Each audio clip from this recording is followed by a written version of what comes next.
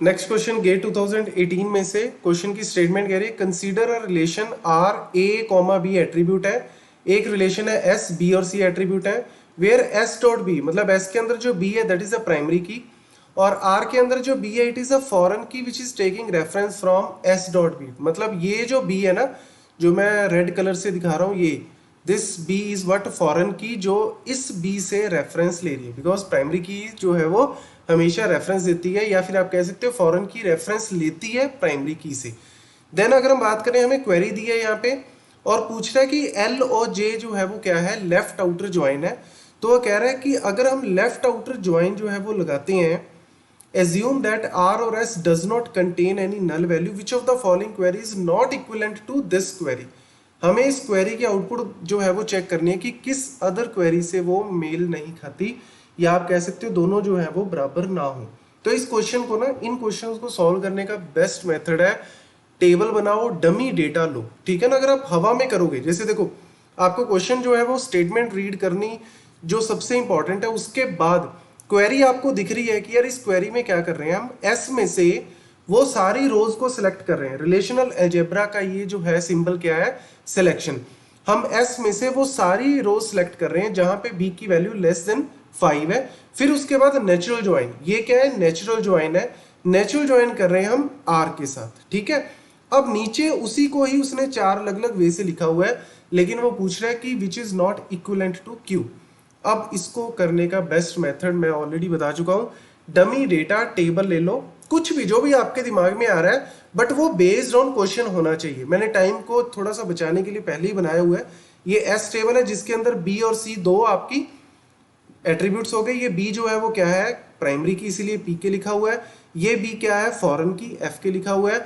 और डेटा देखो, प्राइमरी की में डेटा कैसे डालोगे, 1 2 3 4 5 6 तक क्यों डाला, क्योंकि यहाँ पे वो वैल्यूज ले रहा है बी लेस देन 5। तो यानी आप थोड़ी सी वैल्यूज बी से जो 5 से ज्यादा वाली उठा लो। बाकी आपको पता है प्राइमरी की है तो आपको डेटा यूनिक रखना पड़ेगा, नल आप डाल नहीं सकते।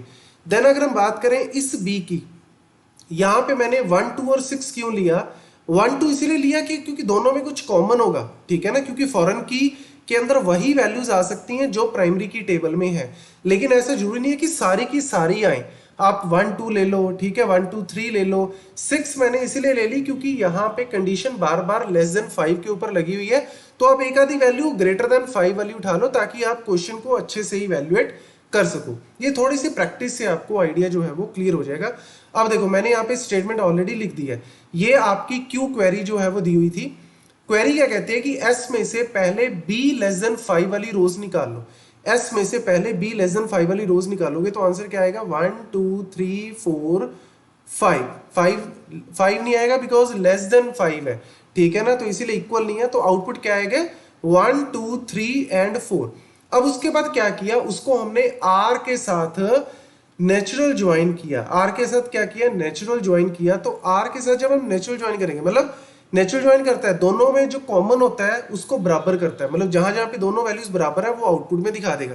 तो इस बी में क्या वैल्यूज है, 1 2 6, और यहां पे मेरे पास क्या आउटपुट आई, 1 2 3 4।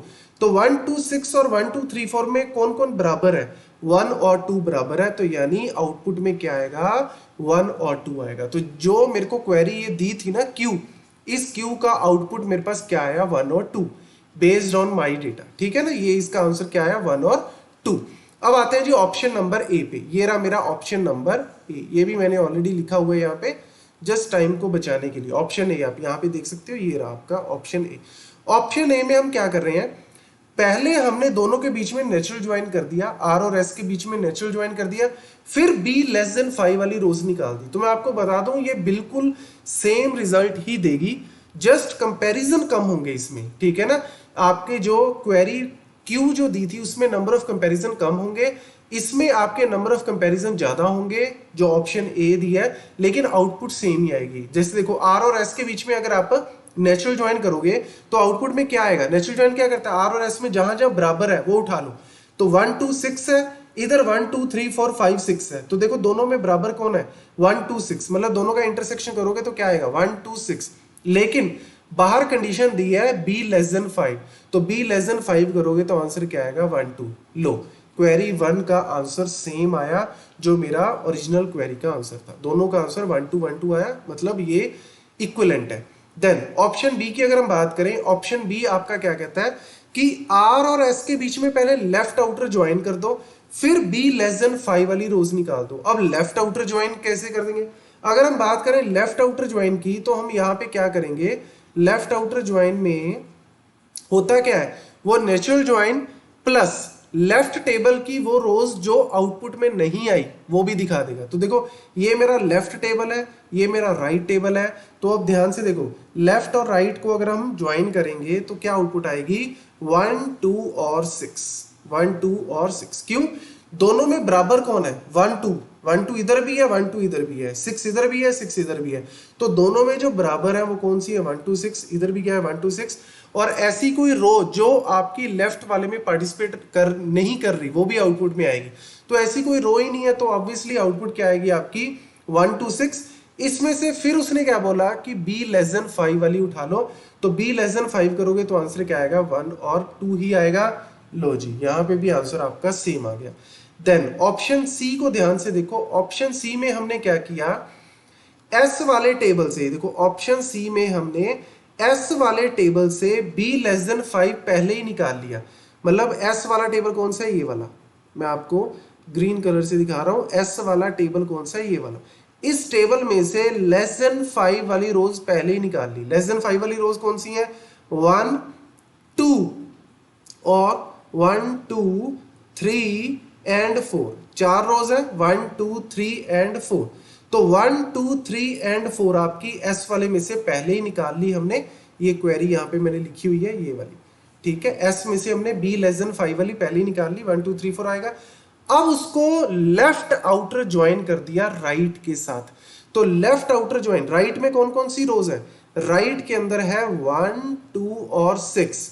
राइट जो है वो आपका, देखो ना, लेफ्ट वाला टेबल आपका आर हो गया ये वाला, और राइट वाला टेबल एस हो गया। तो राइट वाले टेबल में से हमने पहले ही 1 2 3 4 निकाल दिया। लेफ्ट वाले टेबल में कौन कौन सी रोज है, 1 2 6। अब इन दोनों को जब आप लेफ्ट आउटर ज्वाइन करोगे, लेफ्ट आउटर ज्वाइन करोगे, तो लेफ्ट आउटर ज्वाइन क्या कहता है कि दोनों में जो कॉमन है वो आउटपुट में आएगा। दोनों में कॉमन देखो कौन है, 1 और 2 है, तो 1 और 2 तो आउटपुट में आएगा, प्लस लेफ्ट वाले टेबल से वो वाली रो, लेफ्ट वाले टेबल से वो वाली रो जो आउटपुट में नहीं आ रही उसको भी लिखोगे। तो यानी दोनों में बराबर कौन सा है, 1 और 2, 1 और 2, वो तो आएगा ही आएगा। लेफ्ट वाले में ऐसी कौन सी रो है जो आपके नहीं आ रही, 6। कौन सी रो है, 6 वाली। तो यानी सी ऑप्शन का आंसर आएगा 1 2 एंड 6। तो इसीलिए ऑप्शन सी जो है वो इक्विवेलेंट नहीं है जो मेरे को गिवन क्वेरी है। बस आपको इस पूरे डेटा को एक बार नोट कर लेना है, दोबारा से करके देखो, आपको इजीली जो है वो समझ आएगी। But left outer join, right outer join, guys बहुत से क्वेश्चन आपको गेट 2018 में ही इतने क्वेश्चन लेफ्ट आउटर और राइट आउटर के ऊपर मिल रहे हैं, इसीलिए इसको अच्छे से रीड करना। मैं आपको बता दूं, डीबीएमएस की गेट स्मैशर्स पे डीबीएमएस की प्लेलिस्ट में लेक्चर नंबर 37 38 39 40 ये सारे ज्वाइंस के ऊपर है। आपको वहां से आइडिया, क्योंकि एक ही वीडियो में सारे ज्वाइंस बताना बहुत मुश्किल है, तो इसलिए वहां पे विद एग्जांपल बताए हुए, हल्का सा ओवरव्यू ले लो, फिर आपको ये क्वेश्चन बहुत इजी लगेगा। ठीक है, तो आंसर इस क्वेश्चन का क्या बनेगा, सी। Thank you.